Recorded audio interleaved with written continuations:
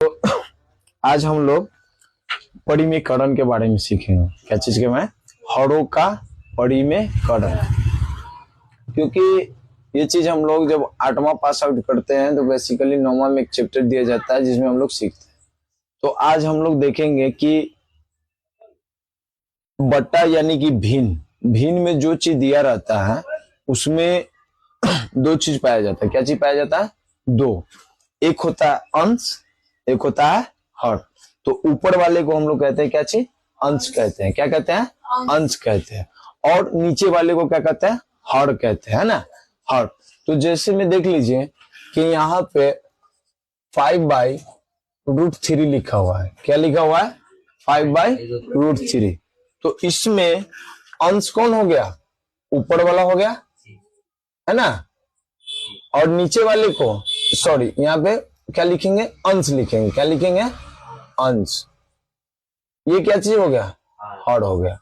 इसमें कोई डाउट नहीं ना? चलिए, तो अब आपसे पूछ दिया जाएगा, आपको बोलेगा कि हरों का परिमेयकरण कैसे करते हैं।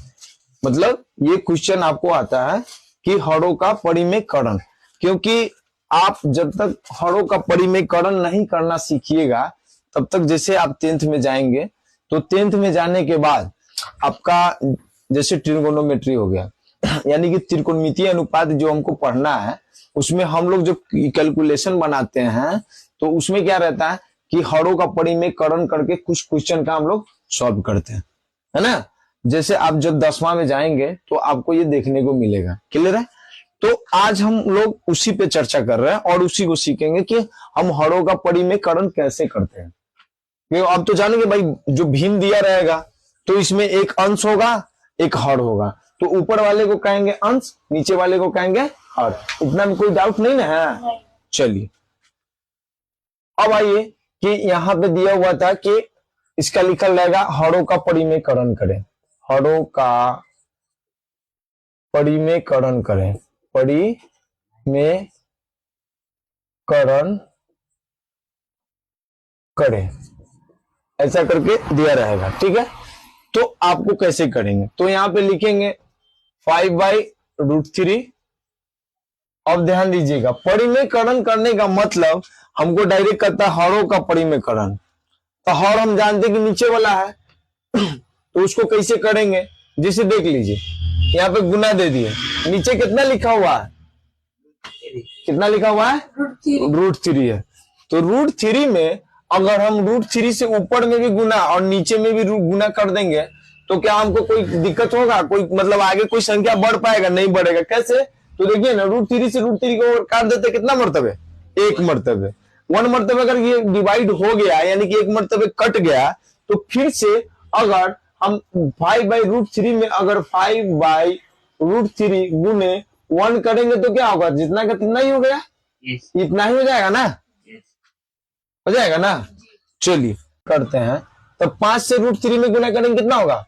5√3। हो जाएगा ना 5√3।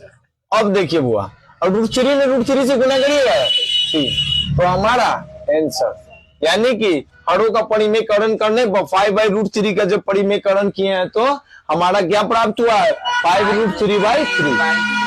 क्लियर है? कोई दिक्कत नहीं सर। अगर आपसे अगर कोई क्वेश्चन कर दे कि 2/√3 का परिमेयकरण करिए तो क्या करिएगा? आप फटाफट बना दीजिएगा। 2/√3 इंटू √3/√3 कच्ची हो जाएगा 2√3 अब बटे 3। यही आंसर। कोई दिक्कत नहीं। चलिए, तो अगर आपसे इसे पूछा जाए तो बता दीजिएगा। पक्का? चलिए, वेल डन। तो देखिए हम क्या करते हैं, इसको मिटाते हैं। ठीक है, और एक बच्चे को बीच में से, आप लोगों के बीच में से एक बच्चे को बुलाते हैं ना, तो बन जाए।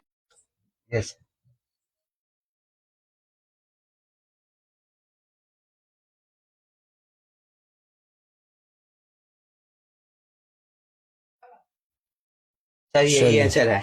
Very good. 6√2/2।